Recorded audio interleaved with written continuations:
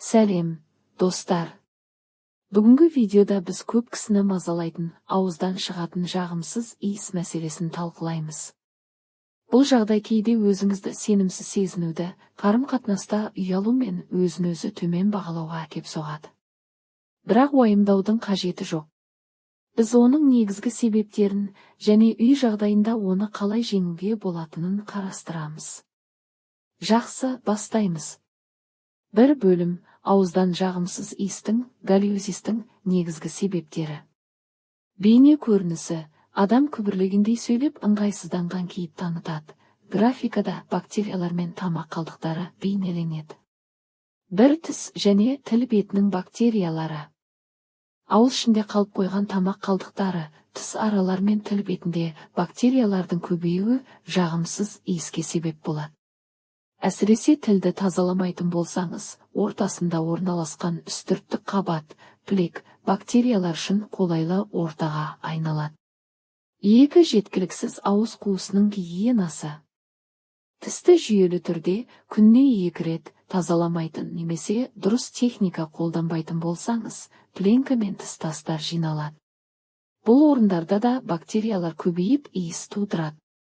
3. Құрғақ ауыз, ксеростомия. Ауыздан сілекей аз бөлінуі тамақ қалдықтары мен бактерияларды жуу қызметінің төмендеуіне алып келеді. Ксеростомияның себептері: дәрі-дәрмектер, антигистамин, кейбір антидепрессанттар, сусыздану, ұзақ сөйлесу немесе түнгі ұйқыдағы ауыз ашық қалуы. 4. Тағам және сусындар. Сарымсақ, пияз, кейбір ащы және қуырылған тағамдар келісілген иіс қалдырады. Бұл иіс қан мен өкпе арқылы таралып, біршама уақыт бойы сақталуы мүмкін. Кофе, темекі, арақ, қойдақ сияқты ластаушылар да ауыз иісін күшейтеді. 5. Ас қорыту жүйесінің мәселелері.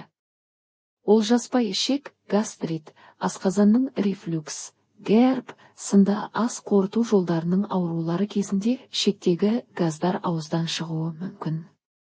Десе де, бұл айтарлықтай сирек кездеседі және әзірше бірінші кезекте ауыз қуысының гигиенасына көңіл аудару керек. 6. Жалпы денсаулық жағдайы. Ауыз қуысы сырқаттары: гингивит, пародонтит, асқазан жарасы, бауыр және бүйрек ауырған кезде жағымсыз иіс пайда болуы мүмкін.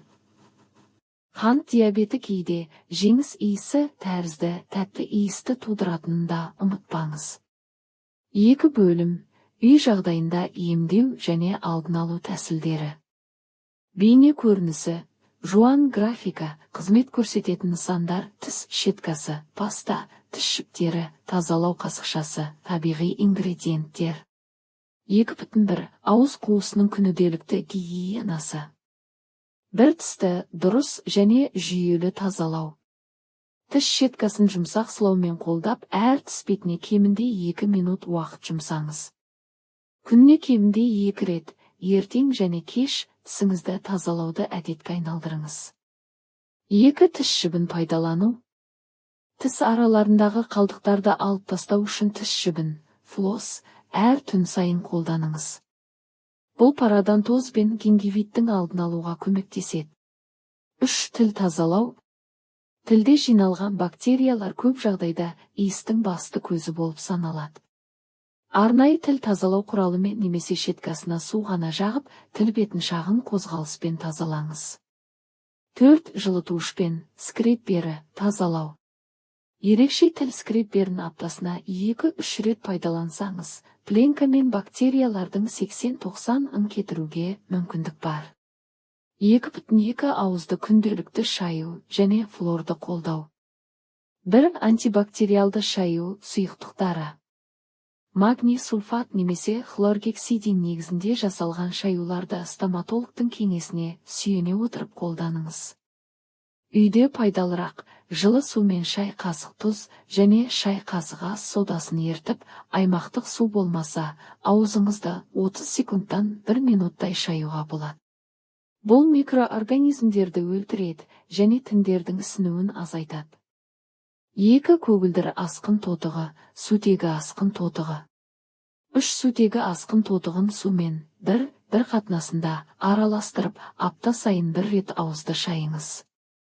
Бұл тәсілге абай болыңыз, көбінесе 1-2 минуттан артық сақтамаңыз. 3. Кокос майы, oil pulling. Таңертең таңғы астан алдын таза аузыңызға 1 ас қасық кокос майы салып, 10-15 минут шайыңыз, ауызда қозғалыс жасап. Сосын майды шайып тастап тісіңізді щеткамен тазалаңыз. Мұндай әдіс қарқынды бактерияға қарсы әсер етеді және ауыздың саспағанына көмектеседі. 2.3. Табиғи ингредиенттер мен тағамдық кеңестер. 1. Жүгері сорпасы. Бүгін жапырақты шалғамды кішкене бөлікке кесіп, түні бойы тұзсыз сумен қайнатыңыз.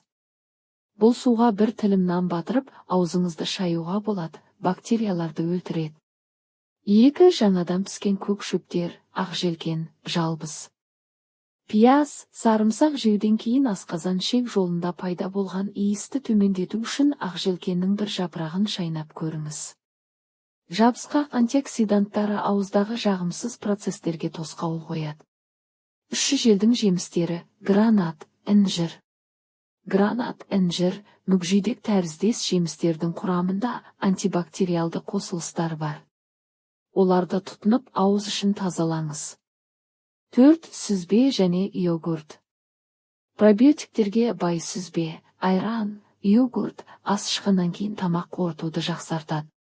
Ас қорыту жолындағы газдардың кері рефлюксін азайту арқылы жағымсыз иісті төмендетеді.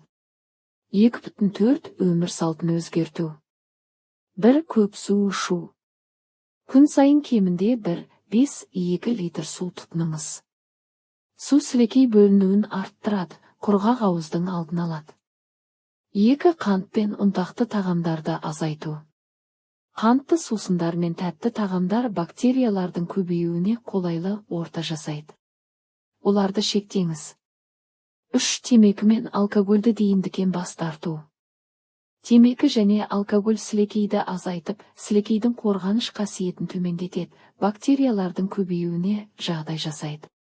3. Бөлім, медициналық көмек және маманмен кеңесу қажеттілігі.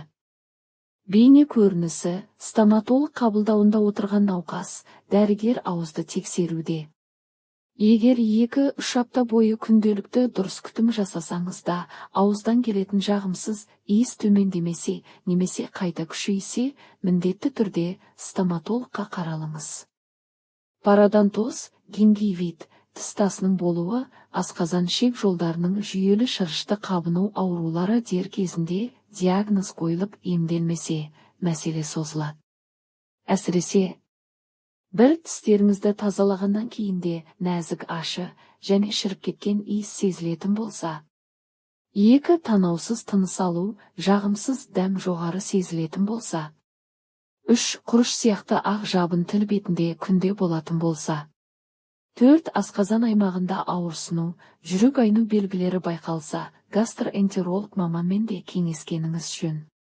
Егер ақпарат пайдалы болса, арнаға жазылып, жақындарыңызбен осы видеоны бөлісуді ұмытпаңыздар.